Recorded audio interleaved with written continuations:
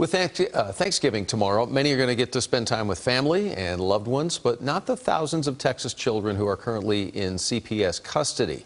Investigative reporter Brian New tonight telling us what Thanksgiving might look like for some of them. Last month, 297 children spent at least one night in an unlicensed facility.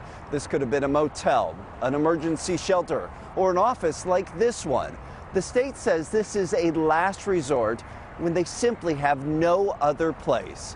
These children tend to be older teenagers with higher needs. So CPS recently completed a detailed report on each and every kid without placement with the goal of finding a place for them to stay, whether that's finding family members, uncles, aunts, or connecting them with other adults in their lives. The issue is not an easy fix, and even when they have a place to stay, their time in the system can be turbulent.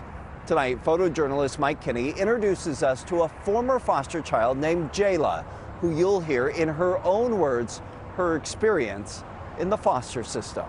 It's not like a happy place. It's not like what you see in movies.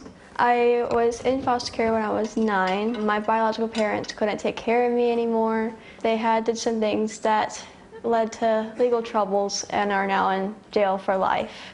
It's scary, like once you're first in it, but then when you're in it for a while, you're just like, okay, what's next? I was in foster care for about a year, and I got adopted. I was a little excited because I was like, I always had like the little dream of like having like the perfect mom that was like super beautiful, and like the dad that was like what you see in movies, and like I was like, oh, this is so cool. And that family was not good.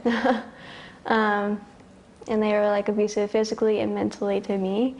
I did whatever it took to get me out of the home, including me faking me being psychotic. Like I would fake seeing things and seizures, and like I self-harm to get out of the home. So they would send me to the mental hospital, and that was basically my other home because I would constantly be there, so I would feel safe.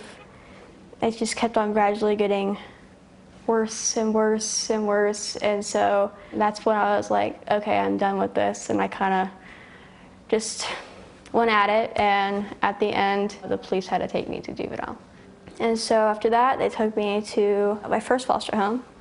I was in like 10 foster homes or foster places. Not all of them are foster homes. As a foster child, what is that like to go from to never know where home is, to just bouncing? It's really sad, and like you kind of just feel numb after a while. In a way, you're just going from house to house and being like, okay, I couldn't stop anything, I couldn't do what I wanted. It's kind of just like these people are in charge of you, and you just gotta do what they say. And if you don't, then you end up going to worse places. Do you ever picture yourself being here right now? No. No. When I first came here, I was just still like, okay, this is probably not gonna work out. It's probably not gonna work out. But like once I was like, I want to get adopted, that's when things started to change, and people at church really helped me with that. So ultimately, God really helped me with that. He really switched my life around. You're going to be driving yourself to this place for the very first time, so. I got a job, I saved up my money, and I got a car, and I got a tattoo, which I really wanted. And so like, I had some goals in mind, and I was like, I want to get this done. I want to be a therapist for children that have mental health issues. And so I've been working my tail off in school, and I've been applying to colleges.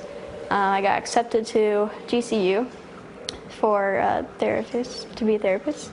Everyone goes through everything in their life for a reason. Miller, by the way, says she wants to be the therapist who knows what foster children go through because she has lived it, and she hopes she can provide the support that helps them survive in the system.